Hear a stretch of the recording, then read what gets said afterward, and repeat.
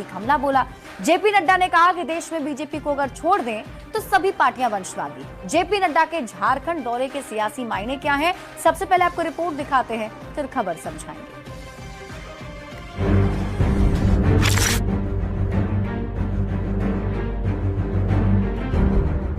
जी हां, झारखंड के सत्ता का समीकरण भले स्थिर दिखता हो, लेकिन भीतर खाने बदलाव की आहट तेज है।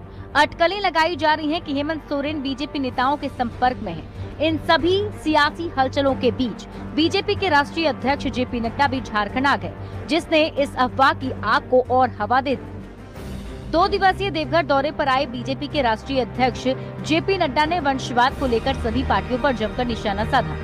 देवघर के ठाड़ी दुलमपुर में जिला भाजपा कार्यालय के नवनिर्मित भवन के उद्घाटन के दौरान कार्यकर्ताओं को संबोधित करते हुए उन्होंने राष्ट्रपति द्रौपदी मुर्मू का हवाला देते हुए कहा कि कांग्रेस ने हमेशा उनका मजाक उड़ाकर आदिवासी अस्मिता का अपमान किया है। कांग्रेस की राजनीति थी समाज को बांटो, खंडित करो, वोट बैंक को अलग अलग तरीके से देखो और खंडित समाज में से सीमित वोट लेकर के सरकार चलाओ।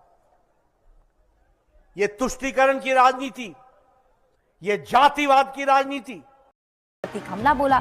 जेपी नड्डा ने कहा कि देश में बीजेपी को अगर छोड़ दें तो सभी पार्टियां वंशवादी। जेपी नड्डा के झारखंड दौरे के सियासी मायने क्या हैं? सबसे पहले आपको रिपोर्ट दिखाते हैं, फिर खबर समझाएंगे।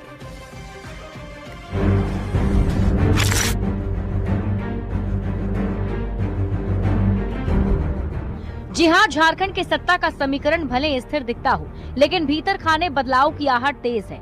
अटकलें लगाई जा रही हैं कि हेमंत सोरेन बीजेपी नेताओं के संपर्क में हैं। इन सभी सियासी हलचलों के बीच बीजेपी के राष्ट्रीय अध्यक्ष जेपी नड्डा भी झारखंड आ गए, जिसने इस अफवाह की आग को और हवा दे दी। 2 दिवसीय देवघर दौरे पर आए बीजेपी के राष्ट्रीय अध्यक्ष जेपी नड्डा ने वंशवाद को लेकर सभी पार्टियों पर जमकर निशाना साधा।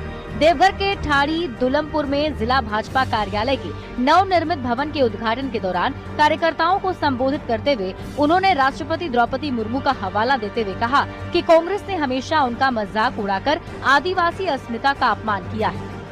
कांग्रेस की राजनीति थी समाज को बांटो, खंडित करो, वोट बैंक को अलग अलग तरीके से देखो और खंडित समाज में से सीमित वोट लेकर के सरकार चलाओ। ये तुष्टीकरण की राजनीति, ये जातिवाद की राजनीति।